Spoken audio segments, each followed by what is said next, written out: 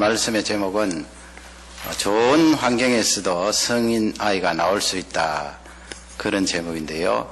여기 계신 부모님들이나 우리 자녀들이 간혹 그렇게 생각할 수도 있습니다. 야, 내가 더 좋은 환경에서 태어나고 성장했으면 얼마나 좋았을까. 더욱이 또 잘 살고 힘도 있는 그런 부모님들 만났으면 내 이 인생이 더 아름답고 윤택하지 않을까. 간혹 그렇게 생각하실 수도 있겠지요. 이 이삭을 보면서 이제 이삭은 아주 귀한 사람이지요. 물론 아브라함 가정에서 귀한 사람입니다. 그 이삭의 아버지는 아브라함 또 사라 그렇게 합니다. 그 이름을 알아두시고요. 100세 때 낳았지요. 100세. 옛날에 늦게도 이렇게 자녀들 낳았습니다만은 노아 홍수 이후이고 또 그때 당시 200살 가까이 살았어요, 사실은. 그럼에도 불구하고 성경은 그 사라가 이미 자녀를 생산하는 데는 죽었다, 그렇게 표현했기 때문에 자녀를 낳을 수 없는 연령으로 보시면 됩니다. 어머니의 나이는 90세, 이삭 아버지의 나이는 100세, 그렇게 이삭이 이 세상에 태어났으니까 얼마나 귀하겠어요. 거기다가 아버지의 이 전체 살림살이는 아주 잘 살았어요.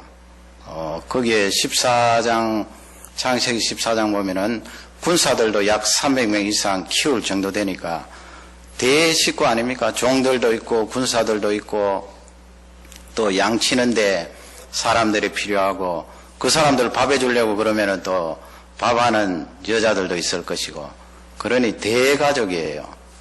추장 정도 된다 할까요? 그런 이제 상황 가운데 신변도 보장이 되어 있고 누가 와서 위협할 그런 상황도 아니고요. 또 어머니 아버지는 이 아들을 향하여서 집중적으로 사랑을 쏟아붓고 있고, 그렇다고 경쟁자도 없어요. 돈 걱정하지 않고 신변 걱정하지 않고 사랑은 풍족히 받고, 야, 이삭이 참 부럽다, 그렇게 생각하시면서 나도 그렇게 이삭처럼 어느 정도 잘 갖추어진 그런 환경에서 성장했더라면 그런 생각하지 않으시겠습니다만은 가정을 해보는 거예요. 그렇다면 이삭의 이 어린 시절, 청년 시절을 살펴보면서 그가 그런 좋은 환경 속에 성장했는데 어떤 가정 내에서 또 자기 자신이 어린 시절에 문제가 없었을까, 그것을 살펴보는 시간입니다. 쭉 살펴보시면서 내가 더 좋은 환경에서 성장하고 자랐더라면 하는 그런 생각을 지우고요. 또 내 속에 어떤 그런 어릴 적에 성인 아이가 들어있으면 또 그 부분에 회복을 하고 극복을 하는 그런 시간이 되시기를 바랍니다. 첫 번째 우선 살펴볼 것은 지난 시간에 이어서 가족의 그 구조를 보는 것입니다. 그 아브라함의 가정 구조지요. 이삭이 이제 출생하기 전에 그 가족들이 어떻게 되어 있는가, 물론 종들이나 군사들은 다 제외해 놓고 그 식구들만 이제 살펴보는데요. 첫 번째 그림 보시면 거기 위쪽에는 이제 아브라함이 있고요. 또 두 사람의 여인이 있지요. 원래 아내인 사라라는 여인이 있고 또 한 여인은 하갈이라는 종입니다. 창세기 13장 12장 쭉 보면은 아브라함이 이집트 땅에 내려갔다가 올라올 때 아마 이집트 왕 바로를 통하여서 은금도 많이 얻고 또 종들도 얻었는 것 같아요. 그때 아마 같이 데리고 온 종 같은데, 이 하갈이라는 여인이 있습니다. 오랫동안 자녀가 없으니까 이제 이 사라라는 아내가 남편에게 종을 내어준 거예요. 그렇게 잠자리를 같이 해서 이제 아기가 들어서게 되었는데 출생한 아기가 바로 아래쪽에 있는 이스마엘입니다. 거기 보면 이제 사라하고 하갈 사이는 관계가 안 좋겠지요. 아무리 사라가 그 자녀를 얻기 위해서 종을 남편에게 보냈다고 해도 사실은 관계가 안 좋아요. 여러분 지난번 기억해 보시기 바랍니다. 그렇게 지금 라인이 꾸불꾸불하게 되어 있는데 관계가 좋지 않으면 긴장이 흐르고 불안하다고 그랬습니다. 그럼에도 불구하고 그냥 그런 대로 살 수 있는 것은 무엇 때문이라고 했습니까? 삼각관계라 그랬죠. 저렇게 하갈과 사렛 사이가 꾸불꾸불하여서 긴장이 흐르고 관계가 좋지 않지만은 위쪽으로 어떻게 됩니까? 아브라함이라는 사람을 향하여서 관계를 여전히 지속하고 있기 때문에 불안정하지 않아요. 안정되어 있어요. 그 사람이란 것이 그렇습니다. 또 아래쪽을 보면은 이 하갈이 그래도 안정을 누리면서 살아갈 수 있게 된 것은 아들이 있잖아요. 주인 어른의 그 아들이 이스마엘이라고 있기 때문에 그 아들을 꼭 붙들고 있는 한 자기가 이 가정에서 살 수 있다. 그렇게 생각하면서 가정 속에 긴장은 흐르지만은 그런 대로 이제 지내게 되는데요. 이 상황에서 이제 이삭이 태어나게 됩니다. 14년 전에 이스마엘이라는 그 첫 번째 아들이 태어나고 본부인을 통하여서 이제 첫 번째 아들 되겠죠.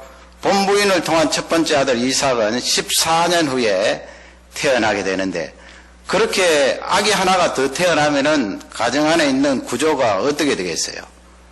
달라집니다. 전혀 달라져요. 우리 성도님들도 아기 하나 있을 때, 둘 있을 때, 셋 있을 때, 넷 있을 때, 그렇게 우리가 그냥 키우면서 싹 지나가서 그렇지, 하나하나 살펴보면서 이렇게 그림을 이렇게 그려가면 달라져요. 그 구조가.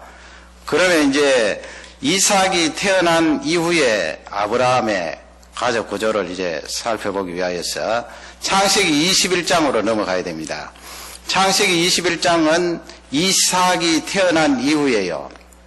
한 3살 정도 되어서 엄마 젖을 때리니까 아브라함이 큰 잔치를 베풀었어요. 동네 사람 초청하고 집안에 있는 종들 다 모아서 이제 잔치를 베풀었는데 그 잔치를 하고 나서 이제 9절 말씀에 가면은 이 사라가 유심하게 봤겠지요. 그렇게 유심히 본 것은 아무래도 사라의 마음속에 걱정이 있는 거예요. 14살 차이 난 저 첫 번째 이스마엘이 두 번째 태어난 이 이삭을 어떻게 하지 않을까? 왜 그런 걱정이 없겠습니까? 그간에 이 이스마엘이라는 첫 번째 아들이 사랑을 많이 받고 지나는데 이 3년 지나는 동안 사랑이 옮겨지잖아요. 가만히 봤는데 거기 구절을 보면은 어떤 일을 받는가 하면 구절을 우리 다 같이 읽겠습니다. 사라가 본즉 아브라함의 아들 애굽 여인 하갈의 소생이 이삭을 희롱하는지라. 그 희롱하는지라 그렇게 되어 있지요. 거기 희롱한다는 말씀은 피팍한다는 말씀도 되고요. 학대한다는 말씀도 돼요. 그냥 뭐 어떤 번역에 보면은 둘이 앉아서 소꿉장난하고 놀았다. 그게 아니거든요. 14살 차이 난 이 이스마엘이 3살, 4살 된 이 이삭을 괴롭혔는데 상당히 심각하게 괴롭히고 학대했다. 우리 마치 성도들이 핍박을 받는 것처럼 핍박을 했다. 그런 내용으로 보면 되겠습니다. 10절 이제 그것을 본 사라가 가만히 있겠습니까? 10절을 우리 다 같이 읽겠습니다. 그가 아브라함에게 이르되 이 여종과 그 아들을 내어 쫓으라. 이 종의 아들은 내 아들 이삭과 함께 기업을 얻지 못하리라 하매. 예, 뒤쪽에 나오는 기업을 얻지 못하리라 그 말씀은 저 아이에게 당신의 피가 있지만은 재산을 물려줄 수 없다 이 말씀이고 그건 이제 핑계고요. 사실은 이제 앞쪽에 중심 주제는 저 아이를 내어 쫓으라. 아이 내어 쫓으면 하갈이라는 그 어머니도 나가게 되잖아요. 그러니 요 9절 10절 말씀에 보면은 이삭이 태어나고 나서 아브라함 가정에 팽팽히 흐르는 긴장이 있었다는 것을 추측할 수 있겠지요. 그래서 두 번째 그림을 봅니다. 이삭이라는 그 귀한 아들이 이제 태어났으니까 식구가 늘었잖아요. 그러면 이제 가족의 그 구조가 어떻게 됩니까? 하나 더 이제 이스마엘과 이삭 사이에 이제 관계가 좋지 않게 되는 것입니다. 그건 어머니가 같아도 같은 형제 사이라도 그렇게 동생이 태어나면 사실은 질투도 하고 이 첫 번째 아이가 퇴행도 해요. 과거로 돌아가서 옛날에 어린 아기 때 했던 그런 짓들을 하게 되는데, 지금은 이 어머니가 다르잖아요. 어머니가 다른데 이스마엘이 그간에 10몇 년 동안 사랑을 많이 받다가 이제 큰엄마 밑에서 그 기다리던 아기가 태어나니까 경쟁의 대상이 돼요. 그래서 그 관계가 좋지 않은데, 구체적인 이제 상황은 이제 이 동생 이삭을 괴롭히고 학대하고 핍박을 했다 하는 그런 것이 있고요. 여전히 뭐 사라와 하갈 사이는 관계가 좋을 리가 있겠습니까? 그러니 여러분, 이 구조를 보면 하갈이 이제 버틸려면 상당히 어렵게 되었어요. 아브라함을 조금 붙들고 있긴 있지만은 힘이 없고요. 또 아래쪽에 보면은 이스마엘은 뭐 자기가 낳은 아들이니까 꼭 쥐고 있어야 되니까 선이 저렇게 굵어요. 그러나 문제는 이제 갈등 관계가 있는 사람이 두 사람이에요. 사라라는 여인하고 그가 낳은 이삭이라는 아들하고. 자기 아들이 관계가 안 좋으니까 그렇게 이제 꾸불꾸불한 라인으로 표현했는데, 이렇게 되면 이제 불안정하지요. 견딜 수가 없어요.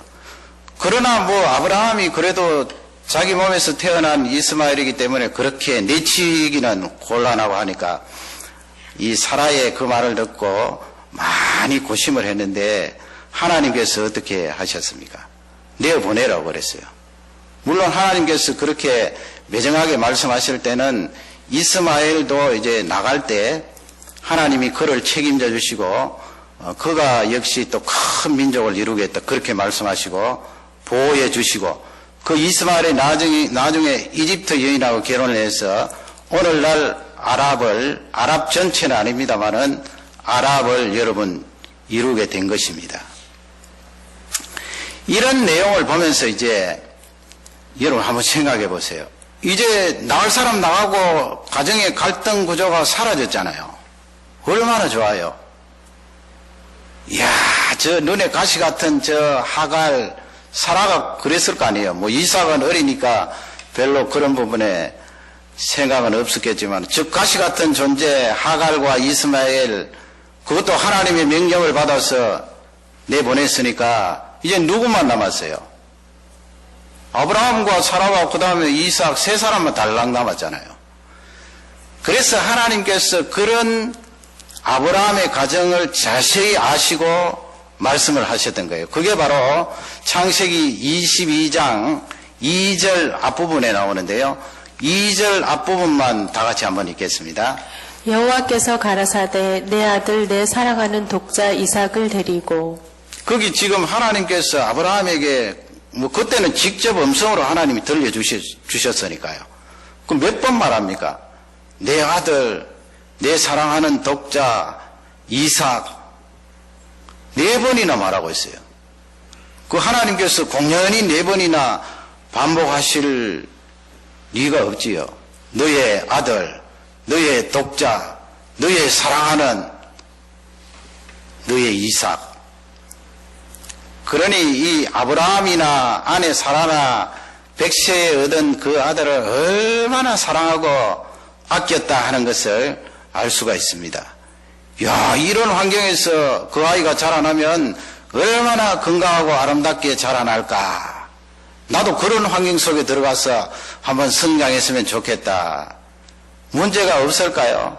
그 세 번째 그림을 보시면 이제 방금 설명한 대로 아버지가 있고 어머니가 있고 그 아래쪽에는 이삭이 있어요. 갈등 관계에 있는 사람들은 다 나갔으니까 세 사람이 이제 관계를 가지게 되는데, 사실은 뭐 아브라함과 사라 사이의 그런 두꺼운 라인보다는 이삭을 향하여서 두 사람이 더 집중적으로 사랑을 퍼부었겠지요. 그래서 저렇게 선을 더 굵게 표현을 해봤는데, 사실 또 아브라함이나 사라를 따지고 보면 어머니인 사라 쪽에 더 저렇게 되면 사랑이 퍼부어질 수 있는 것입니다. 그것을 이제 우리가 생각해 보면서 이 이삭이 어떻게 성장을 했을까? 마음껏 사랑할 수 있는 거지요. 어머니가 말이죠. 그리고 마음껏 붙들 수 있는 거지요. 어쩌면 제가 생각할 때는 이스마엘이 차라리 하나님께서 굉장히 위급했기 때문에 이스마엘을 내보내셨다고 그렇게 생각하는데, 만약 요 가족 구조만 본다면 이스마엘이 차라리 있으면요, 이 이삭이 사회성도 자라게 되고 그런 약간 긴장 관계를 통하여 얻는 것도 있다고요. 우리 사람이 그런 긴장 관계를 완전히 없애버리면 더 건강하게 자랄 것 같지만 사실 그렇지 않아요. 완전히 그렇게 긴장 관계가 제거되어 있을 때 어떤 일이 일어납니까? 어머니 아버지가 막 밀착해서 아들을 붙잡는데 거기에다가 이 어머니 여성 쪽에는 더 아들을 붙들고 안 놔요. 애착이고 접착이고 밀착이에요. 그렇게 되면은 나 너 없으면 못 산다 그런 구조 속으로 들어갈 수가 있는데, 이런 상황 가운데 이제 어떤 아이가 발생할 수 있나요? 마마보이가 그렇게 해서 이제 발생하게 되는데, 아니 뭐 성경에도 없는데 무엇을 근거로 그렇게 이야기를 합니까? 약간 힌트는 있어요, 여러분.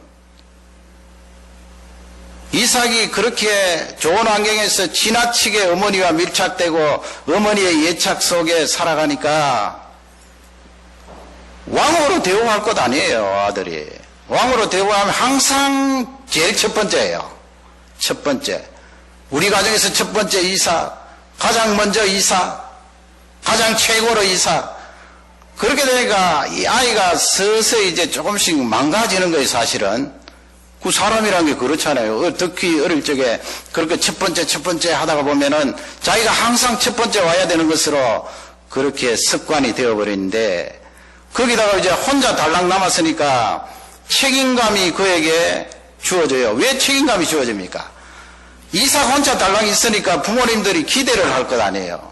그 기대는 결국은 자기에게는 책임감의 무게로 실리게 되는데, 어쩌면은 이스마엘이 있었더라면 그 책임감은 좀 분산이 되었겠지요. 그런 가운데 이제 이삭이 자라게 되는데, 창세기 24장에 보면 거기는 이삭이 이제 리브가라는 여인을 만나서 결혼하는 내용이 나오는데요. 창세기 우리 24장 67절 마지막 절인데 한번 읽어보도록 하겠습니다. 이삭이 리브가를 인도하여 모친 사라의 장막으로 들이고 그를 취하여 아내를 삼고 사랑하였으니 이삭이 모친 상사 후에 위로를 얻었더라. 그 끝부분이 참 중요해요. 이삭이 어머니 상사 후에, 그러니까 사라, 어머니 사라의 죽음 뒤에 위로를 얻었더라, 그렇게 돼 있잖아요.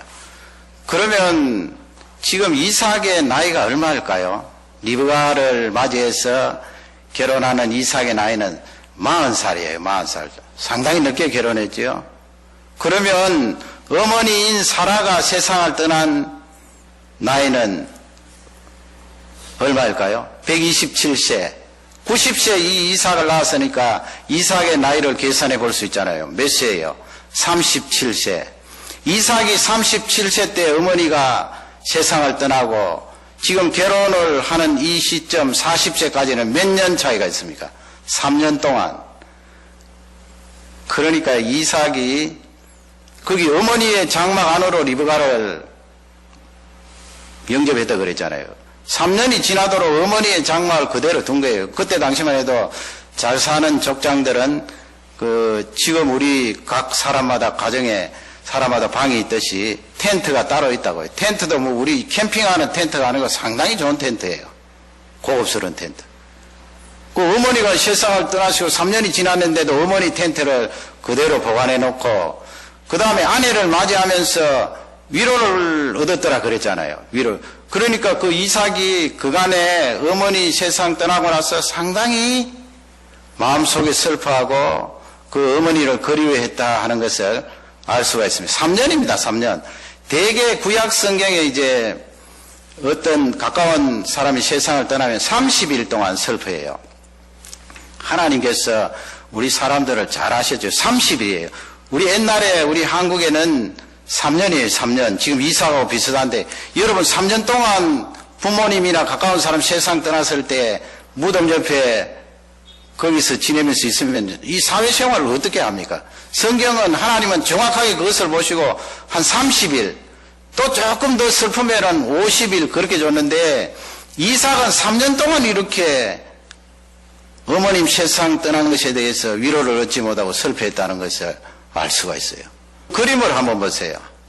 그림을 보시면 이제 어머니는 점선으로 되어 있으니까 이미 세상을 떠났어요. 그 아버지 아브라함은 살아계시고, 그러니까 어머니께로부터 받은 그 굵은 사랑의 라인이 없어졌단 말이에요.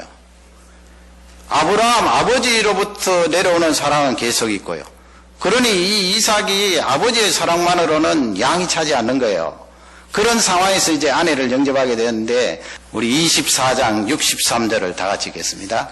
이삭이 저물 때 들에 나가 묵상하다가 눈을 들어보매 약대들이 오더라. 거기 지금 리브가가 그 엘리에셀이라는 종하고 이제 낙타를 끌고 쫙 이제 오는 거예요. 색시가 온단 말이에요. 오는데 그 63절에 이삭은 저녁 무렵에 이제 들판에 나가서 묵상을 한다. 그렇게 돼. 묵상을 하다 눈을 들어보니까 자기 종이 이제 오고 있는데 신부를 맞이하는 거죠. 거기서 우리에게 주시는 말씀은 리브가가 오는 당일날 이삭이 들판에 나가서 기다렸다. 그 말씀이 아니에요. 지금 어머니 세상 떠나고 이 이삭은 습관처럼 된 거예요. 거기 묵상하다가 이 말씀은 마음에 깊은 슬픔과 그리움을 가지고 생각에 잠겨 있는 그 상태를 말하고요. 또 뭐 하나님 앞에 기도할 때도 이 단어를 사용하고 있는데, 제가 보기에는 이 이삭이 들판에 와서 기도도 했겠죠, 물론.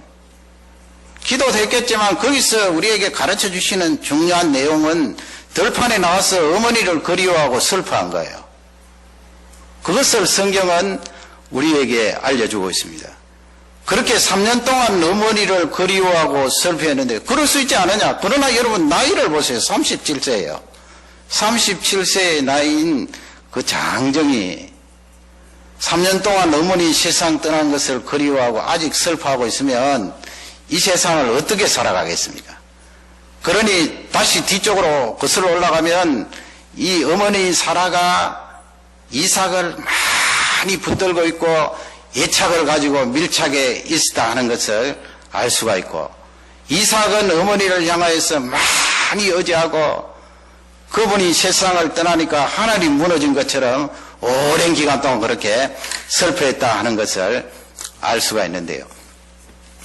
여러분, 우리 한국도 이제 마마보이라는 그런 말이 벌써 십몇 년 전부터 많이 유행이 되고, 사실은 한국에도 마마보이, 보이뿐만 아니고 마마걸, 그렇게 많이 이제 생긴다, 그렇게 이야기를 하는데, 사실은 한국보다도 이 지구촌에 살펴볼 때 마마보이가 훨씬 많은 나라가 있어요.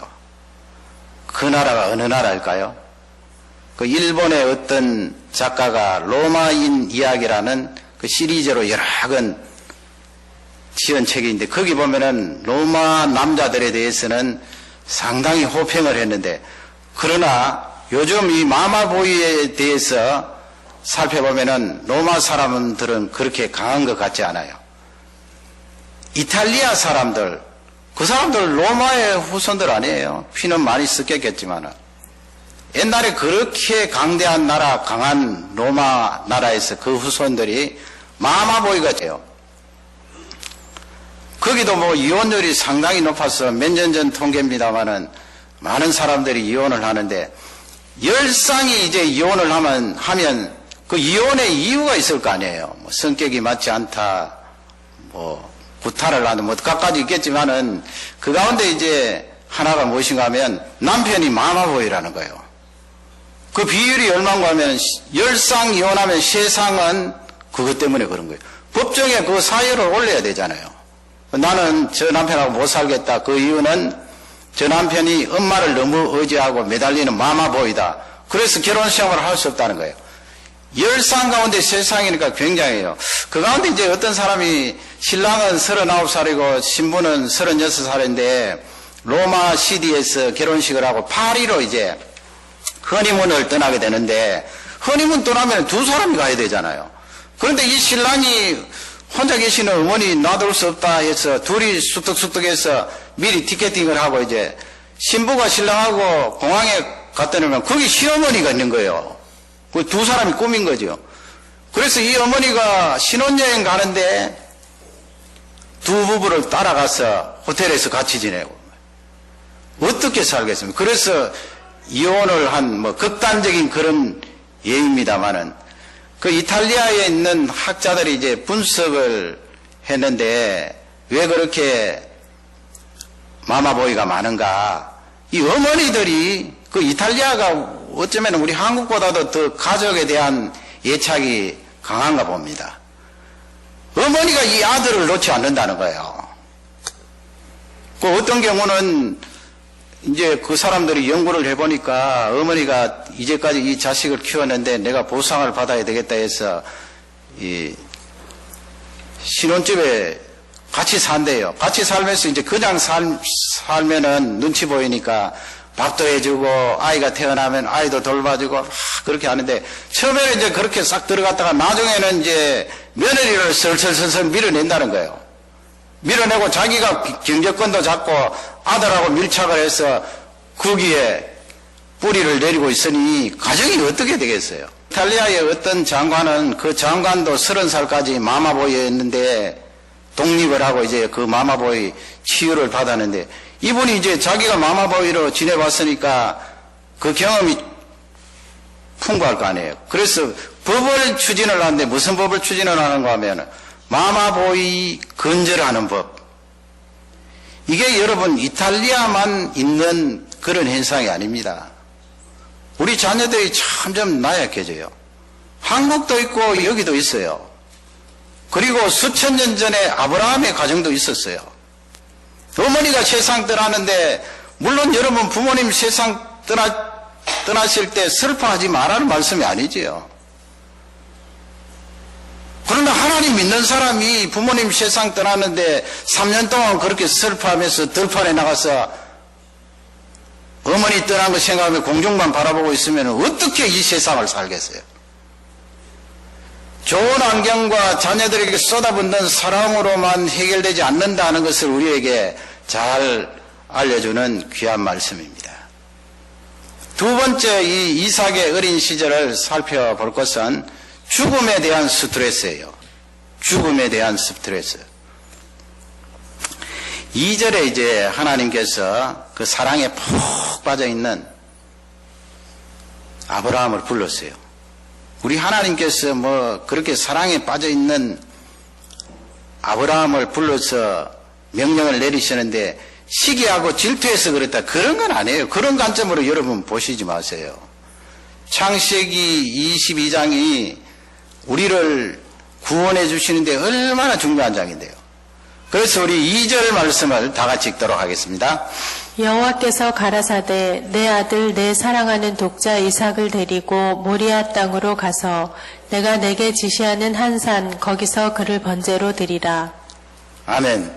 그 사랑하는 아들, 그토록 네가 사랑하는 아들을 내가 지시하는 땅으로 가서 어떻게 드리라고요? 번제로 드려요. 불에 태워서 나에게 바쳐라 이 말씀이에요. 그 하나님 너무하시네요. 어떻게 100세 때 주신 그 아들을 그것도 그냥 불에 태워서 제사를 드리라고 합니까? 거기 2절 말씀에 내가 지시하는 땅으로 그랬잖아요. 지금 아브라함이 살고 있는 지역은 브엘셰바라는 지역이에요. 거기 나중에 보면 내가 지시하는 땅은 모리아산이에요. 지금 지도를 보시지요. 지도 보시면 아래쪽이 브엘셰바고 위쪽이 모리아산인데 3일 동안 열심히 걸어야 되는데 80km예요. 80km. 그러면 하나님께서 왜 그렇게 브엘세바 있는 그 가까운 곳에서 저 아이를 번제로 드려라 그렇게 하실 수도 있는데 굳이 모리아 산으로 그렇게 지시하신 땅을 말씀하셨을까요? 그건 신약을 내다보시면서 우리에게 주시는 귀한 하나님의 마음이 있거든요. 그 모리아 산은 나중에 다윗이 하나님 앞에 범죄했을 때 제사 드린 장소예요. 아리우나 타작마당이라고 했어요. 하나님 앞에 제사 드리고 용서함 받는 곳이고 나중에 또 아들 솔로몬이 예루살렘 성전을 세울 때 그 성전 세우는 장소가 모리아산이에요. 그러니 여러분 그 모리아산은 희생, 죽음과 깊은 연관이 있어요. 다윗이 그곳에서 짐승을 잡아서 제사를 드릴 때 죄 용서함 받고 그 다음에 솔로몬이 거기에 성전을 지어서 하나님 앞에 제사 드릴 때 이스라엘 백성들을 용서해 주시고 여러분 나중에 그 자리에서 누가 희생이 되시나요? 예수 그리스도예요. 예수님이 그 자리에서 십자가에 죽으신다고요. 그러므로 이 창세기 22장은 그런 관점으로 봐야 돼요. 앞으로 예수 그리스도께서 마치 지금 어린 아들 이삭이 희생제물이 되어서 제단 위에 올려지는 것처럼 그 크신 하나님의 독생자가 그 모리아 산에서 많은 사람들을 위하여 죽으실 것을 예고하는 말씀이에요. 그렇기 때문에 하나님이 어떻다 그렇게 말씀하면 절대로 안 돼요. 그 본문은 그런 본문이에요. 그러면 이제 그런 성경적인 전체적인 윤곽을 잡고 우리가 오늘 말씀은 아브라함의 가정 이삭의 어린 시절이니까 그 이삭의 마음으로 돌아가 보는 거예요. 인간 이삭이 있잖아요, 여러분. 우리가 말씀을 들을 때 이삭은 순종 잘하는 사람 얼마나 많이 들었어요. 순종 잘했기 때문에 그가 당하는 아픔과 고통도 있었어요. 여러분 우리가 하나님 앞에 말씀을 순종할 때 늘 편합니까? 편하지 않아요. 고난이 따라요. 고통이 따라요. 아픔이 따라요. 어떨 때는 내 살을 깎아내듯이 아파하는 그런 상황도 있어요. 그러니 그 어린 이삭이 제물로 드려졌을 때 순종하는 그 마음 속에 자신이 가지고 있는 고통과 아픔과 상처가 있다고요. 왜 없겠어요? 그런 게 성경에 어디 있느냐? 모리아산에서 십자가에 죽으시기 전에 예수님이 그것을 표현하셨잖아요. 그게 어디에 있습니까? 마태복음 26장 38절에 있어요. 우리 다 같이 한 음성으로 받들어 있겠습니다. 이에 말씀하시되 내 마음이 심히 고민하여 죽게 되었으니 너희는 여기 머물러 나와 함께 깨어있으라 하시고 심히 고민하여 죽게 되었다. 조금 있으면 죽으실 텐데 예수님께서 그렇게 자기 자신을 표현했었는데 너무 고통스럽고 내가 죽게 되었다. 그럴 때는 이제 예수님이 우리와 똑같은 100% 사람이시기 때문에 사람으로서 죽음을 앞두고 당하는 그 고통과 아픔을 말씀하는 거예요. 진짜 사람이니까요. 그분이 하나님이시지만 왜 그 고통을 당하지 않으셨을까요? 다 당하셨어요. 그러므로 이삭도 그 모리아 산에서 순종함으로 아버지 앞에 가만히 있으면서 제물로 드려졌을 때 죽음의 스트레스가 있었다고요. 죽음의 스트레스. 한번 읽어볼까요? 창세기 22장 7절을 먼저 봐드리겠습니다. 이삭이 그 아비 아브라함에게 말하여 가로되 내 아버지여 하니 그가 가로되 내 아들아 내가 여기 있노라. 이삭이 가로되 불과 나무는 있거니와 번제할 어린 양은 어디 있나이까. 아멘. 이 어린 이삭이 이제 아버지가 참 훌륭하신 것 같아요, 여러분. 조금 있으면 이제 이삭이 죽을 텐데 그걸 아버지는 알잖아요. 아는데 그 나무를 아들 이삭에게 지웠어요. 물론 아주 어린이는 아니겠죠. 어느 정도 성장했기 때문에 그런데 그래도 아버지의 마음으로서는 조금 있으면 이 아이가 죽을 텐데 거기에 나무를 지어서 올라간다는 것은 아브라함이 대단한 사람이에요. 그 나무를 지고 올라가면서 불씨를 이제 가지고 갈 거 아니에요. 그러니 이 이삭이 묻는 거예요. 이렇게 아버지 불씨도 있고 나무는 있는데 희생으로 드릴 어린 양은 어디에 있습니까?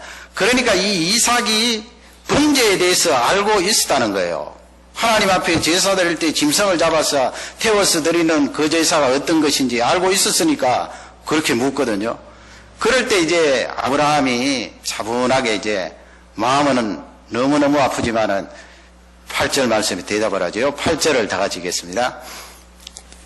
아브라함이 가로되 아들아 번제할 어린 양은 하나님이 자기를 위하여 친히 준비하시리라 하고 두 사람이 함께 나아가서 하나님께서 친히 준비하시리라. 그렇게 답변을 하고 이제 최고의 답변이죠 뭐. 아니면 뭐 너를 잡아서 하나님 앞에 드리려고 한다. 그 말을 어떻게 합니까 아버지가.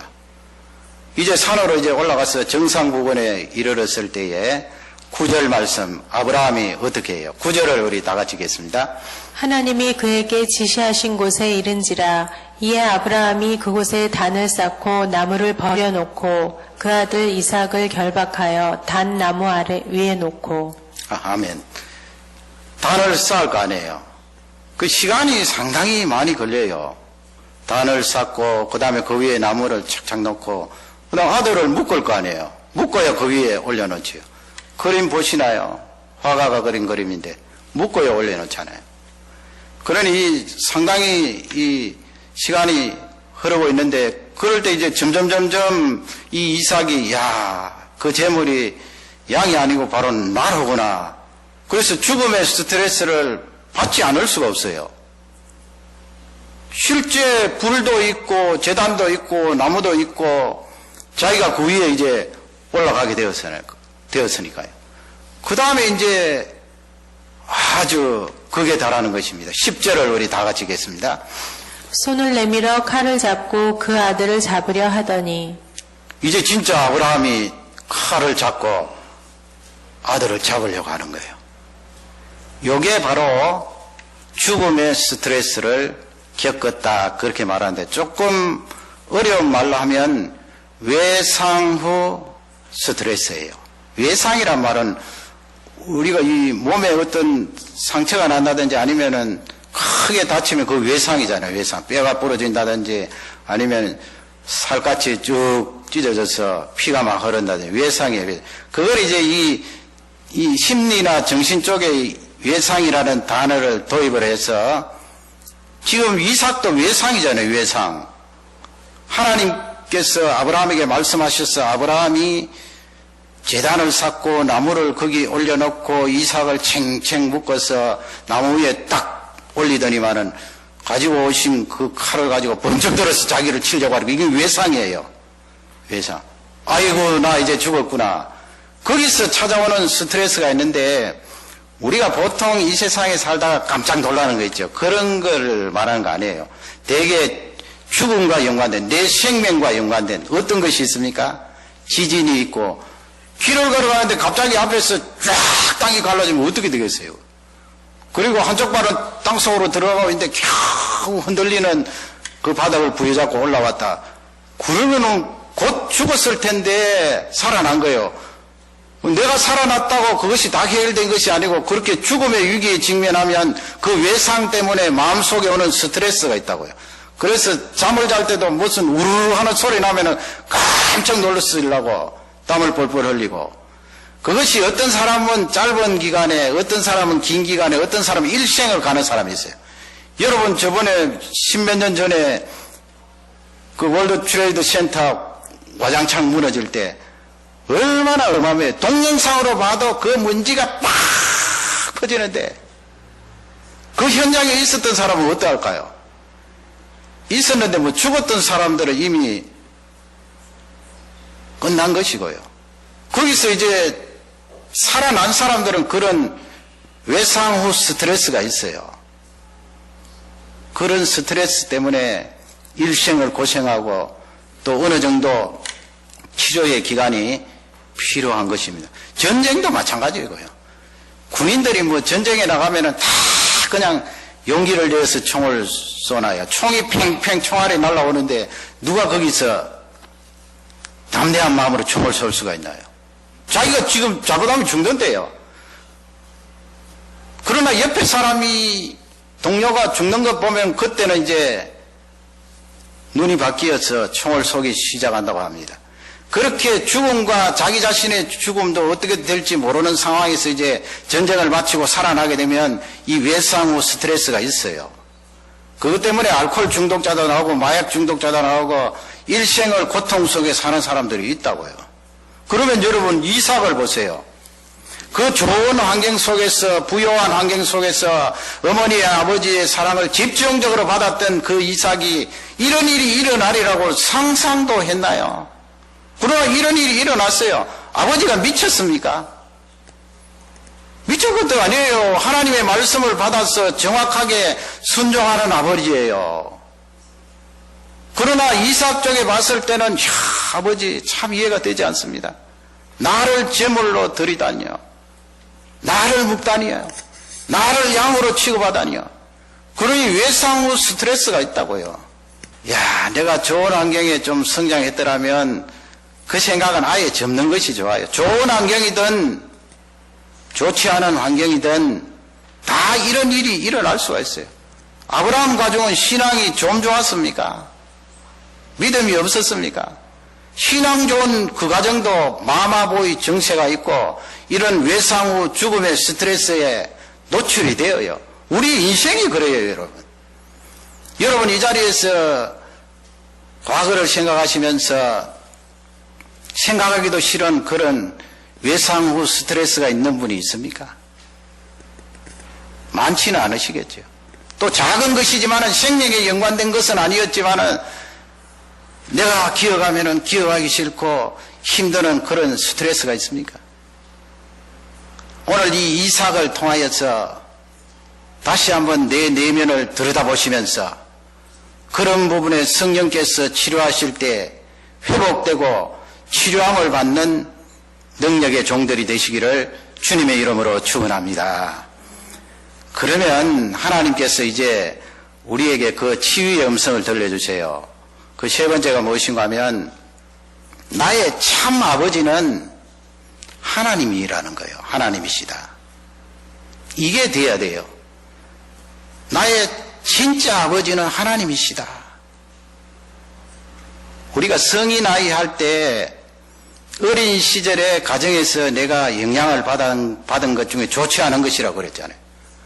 그 어린 적에 보고 접하고 스며들고 내 기억에 생생하고 그 어린아이가 여전히 사라지지 않고 30, 40, 50이 지날 때에도 따라와서 가정생활을 하는데 불쑥불쑥 나온단 말이에요. 불쑥불쑥 나오면 나도 모르는 사이에 그때는 이 어른이 아니고 속에 있던 그 어린아이가 하는 대로 그냥 따라가요. 마음대로 해버려요. 마음대로 하니까 그 옆에 있는 사람들은 얼마나 어려워요. 고통이 있습니까? 이제 이런 내용을 들으면 우리에게 찾아오는 한 가지 약점이 있는데 그것은 그렇다면 내 어린 시절에 이렇게 좋지 않은 좋은 영향도 있었겠지만 좋지 않은 영향을 미친 장본인은 바로 부모님이다 이렇게 되는 거예요. 부모님이 가장 중심이니까 부모님이다. 그러면 지금 내가 하고 있는 이 잘못된 행동도 부모님을 탓할 수가 있네. 여러분 성경 말씀에 하나님께서 그것을 원하실까요? 이삭이 아버지 어떻게 그럴 수가 있어요? 내가 이렇게 된 것은 다 아버지 탓이에요. 아버지가 나를 죽이려고 그랬잖아요. 성경은 그렇게 부모님을 탓하지 말라는 거예요. 네가 지금 그렇게 행동하고 그렇게 말하고 그렇게 터뜨리는 것은 너의 책임도 많이 있다는 거예요. 그걸 놓치면 안 돼요. 그래서 이 말씀은 그걸 나의 책임으로 돌리면서 부모님을 이해하고 부모님을 위하여 기도하고 공감하는 그것이 필요하다는 거예요. 나의 책임을 다 삭제해버리고 부모님에게만 넘기면 회복이 안 된다는 것입니다. 그래서 예레미야 31장 29절 보면은요, 그런 말씀을 유다 백성들에게 하나님께서 주셨는데요. 우리 29절 다 같이 읽겠습니다. 그때 그들이 다시는 이르기를 아비가 신 포도를 먹었으므로 아들들의 이가 시다 하지 아니하겠고. 예, 그 말씀이 무슨 말씀이에요? 우리 자녀분들 부모님이 지금 까맣게 익은 포도 말고요. 펄은 청포도도 단 것은 있습니다만은 원래 까맣게 익어야 될 포도가 시퍼르면 시잖아요. 얼마나 시요. 시다는 말만 들어도 침이 슬슬 나오는데 그 신포도를 어머니 아버지가 드셨는데 아니 내 이빨이 시네. 그렇게 할 수 없다는 거예요. 어떻게 그렇게 할 수 있어요? 부모님이 드셨는데 나는 먹지도 않았는데 부모님 드신 거 놓고 나도 시네. 그렇게 하지 말라는 거예요. 그래서 조금 더 구체적으로 30절에 뭐라고 설명하는가 하면 30절 다 같이 읽겠습니다. 신 포도를 먹는 자마다 그 이가 심각기 자기 죄악으로만 죽으리라. 그 유다 백성들이 죄를 짓고 하니까 하나님께서 그 유다 백성들에게 망함을 선언하셨는데 이걸 이제 오늘 말씀에 적용하면 각기 자기가 신 포도를 먹으면 자기 이가 신 거지 부모님 먹었다고 나는 먹지 않았는데 실 리가 없다는 거예요. 그 말씀은 네가 잘못하고 네가 그렇게 좋지 않은 패턴으로 행동하는 것은 네가 책임져야 된다는 거예요. 책임을 따지면 부모님에게 책임을 미루지 말고 도리어 부모님은 이해하고 용서해주고 네가 책임지라는 거예요. 내가요. 그러니 내 속에 성인 아이가 있다 하는 걸 아는 것이 중요하지요. 그 성인 아이 때문에 내가 지금 현재 생활 속에 그런 패턴이 나오고 있구나. 알았으면 그것에 대해서 다스리고 극복하고 그 부분에 대해서 성령님의 능력을 의지하는 경건의 태도가 필요하다는 것을 우리에게 잘 알려주고 있습니다. 그래서 사도 바울은 고린도전서 13장이 사랑장인데 거기서 이제 비유로 이렇게 쭉 말씀하시면서 고전 13장 11절에 보면 그 어릴 적에 그 비유로 말씀하는데 이런 표현을 해요. 우리 11절을 다 같이 읽겠습니다. 내가 어렸을 때에는 말하는 것이 어린아이와 같고 깨닫는 것이 어린아이와 같고 생각하는 것이 어린아이와 같다가 장성한 사람이 되어서는 어린아이의 일을 버렸노라. 예, 얼마나 귀한 말씀이에요. 장성한 후에는 어린아이 것을 버렸노라 그랬잖아요. 어릴 적에는 그렇잖아요. 어릴 적에는 뭐 생각하는 것도 어린아이고 행동하는 것도 어린아이고 스타일도 어린아이고 말하는 것도 어린아이고 그런데 지금 다 성장했는데 그렇게 여전히 내가 내 속에 있는 성인아이 때문에 생각하는 것도 어린아이고 말하는 것도 어린아이고 행동하는 것도 어린아이면 어떻게 되겠느냐. 나는 이미 성장하고 사회인이 되고 부모가 되었으므로 그 어린아이의 것들을 다 버렸노라. 하나님이 우리에게 적극적으로 주시는 메시지예요. 네가 네 속에 성인아이가 있다는 것을 알면 사도 바울의 말씀처럼 그 어린아이의 생각, 어린아이의 틀, 어린아이의 행동 적극적으로 버려라. 버릴 수 있다는 말씀이에요. 극복할 수 있다는 말씀이에요. 그러니 내가 가정생활할 때 왜 이와 같은 좋지 않은 행동을 하는가, 그것이 노출되면 자기 자신을 분석해보고 기도해보고 말씀에 비추어보고 내 속에 이런 어릴 적의 태도와 행동이 없는가, 그것이 발견되면 버리라는 거예요. 적극적으로 버리라는 거예요. 부모님을 향하여서 책임을 지우거나 부모님 탓하지 말라는 것입니다. 그 부모님도 피해자고 그 부모님은 더 어려운 환경 속에서 그 고통을 안고 살아왔음을 우리에게 말씀하고 있습니다. 그래서 예수님이 그 바리새인들에게 책망을 하시면서 마태복음 23장 9절 10절에 보면은요, 그 아버지와 지도자에 대해서 말씀을 하셨는데 여러분 23장 9절을 먼저 봐드리겠습니다. 땅에 있는 자를 아비라 하지 말라. 너희 아버지는 하나이시니 곧 하늘에 계신 자시니라. 땅에 있는 자를 아비라 하지 말라 그러는데 이 말씀이 우리 자녀들 뭐 나는 부모도 없어, 나는 아버지도 없어, 내 마음대로 그렇게 살아는 말씀 아니에요. 하나님이 어떻게 그렇게 말씀하시겠어요? 나를 낳아주시고 나를 길러주시고 나를 사랑해 주신 그 부모님을 대충 생각하면 그건 믿는 사람이 아니에요. 여기서 주시는 말씀이 뭐예요? 이 땅에 있는 육신의 부모는 자녀인 너에게 완벽한 사랑을 쏟아부을 수 없다는 거예요. 우리 부모님이 여러분 나에게 어떻게 완벽한 사랑을 부어줄 수 있어요? 그리고 그 부모님이 너에게 최상의 환경을 제공하지만은 너희들이 바로 성장하고 너희들이 상처 없이 정확하게 바르게 성장할 수 있도록 보장할 수 있는 힘이 없다는 거예요. 우리 부모님이 그렇게 환경을 조성하려고 힘쓰고 애쓰지만은 보장까지는 못해요. 어떻게 보장을 해요? 그 사랑도 한계가 있고 보장도 한계가 있고 지켜주는 것도 한계가 있고 다 한계가 있어요. 그걸 염두에 안 두면 부모님을 향해서 책임전가하고 부모님을 탓하게 되지요. 그러면 진짜 참 아버지는 누구인가? 하나님이라는 거예요. 하나님이 나를 만드셨잖아요. 하나님이 부모님도 만드셨잖아요. 두 부모님 사이에 내가 출생될 때 하나님께서 영혼을 집어넣으셨잖아요. 하나님이 창조하셨잖아요. 그러므로 나의 진짜 아버지는 하나님이십니다. 그 하나님을 찬양합니다. 10절 한번 보세요. 23장 10절을 다 같이 읽겠습니다. 또한 지도자라 칭함을 받지 말라. 너희 지도자는 하나이니 곧 그리스도니라. 지도자, 나를 인도하는 사람. 부모님이 나를 인도하시는 분입니다. 부모님은 나의 영원한 등불이십니다. 부모님 지도하고 인도하는 대로 따라가겠습니다. 영원한 지도자가 될 수 없지요, 부모님이. 부모님이 영원한 등불이 될 수가 없지요. 그분에게는 효도하고 감사할 뿐이지 사실을 사실대로 이야기해야지요. 부모님이 나의 영원한 지도자입니다. 그러면 영원한 지도자는 누구인가? 예수님 아니에요. 예수 그리스도. 그분이 나를 위하여 죽으시고 부활하시고 지금도 나를 위하여 기도하시고 지금도 내 길을 인도하시고 그분이 인도하시는 길이면 100% 실행하고 의지하고 따라갈 수 있는 귀한 존재. 예수님이 참 나의 지도자이십니다. 하나님이 참 나의 아버지십니다.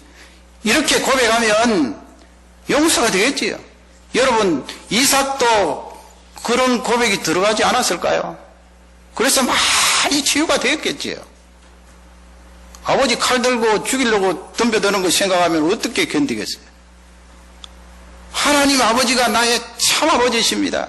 그러면 부모님이 귀하고 부모님이 아름답고 부모님에게 감사할 수 있는 거지요. 그래서 그 하나님 아버지가 참 나의 아버지다 하는 그 말씀에 강한 공감이 될 수 있는 말씀이 있습니다. 찬양도 있지요. 스바냐 3장 17절이에요. 여러분 스바냐 3장 17절을 꼭 붙드시기 바랍니다. 우리 스바냐 3장 17절을 다 같이 읽겠습니다. 너의 하나님 여호와가 너의 가운데 계시니 그는 구원을 베푸실 전능자시라. 그가 너로 인하여 기쁨을 이기지 못하여 하시며 너를 잠잠히 사랑하시며 너로 인하여 즐거이 부르며 기뻐하시리라 하리라. 그 참 아버지이신 하나님께서 나를 얼마나 사랑하세요. 나를 구원하시는 거 은혜 아닙니까? 은혜. 영원히 지옥에 들어갈 수밖에 없는데 이 세상을 한탄하고 세상을 저주하다가 영원한 지옥으로 들어갈 수밖에 없는데 하나님께서 은혜를 나에게 부어주셨어. 나를 구원해 주셨어요. 그리고 그분은 너무 나를 보면 기쁘셨어. 그 기쁨을 이기지 못할 정도예요. 우리 부모님도 기뻐하시겠지만은 하나님 아버지의 기쁨은 더 놀라우세요. 기쁨을 이기지 못할 정도라서 깡충깡충 뛰세요. 야, 너무 기쁘다 너를 보니까. 너무너무 기뻐. 앉아 있을 수가 없어. 그리고 나를 향한 그분의 사랑은 잠잠하십니다. 사랑이 있으면 입을 열까요? 마치 예수님께서 요한복음 8장에 가늠한 여인을 향하여서 나도 너를 정죄하지 아니하노니 다시는 가서 죄를 범치 말라.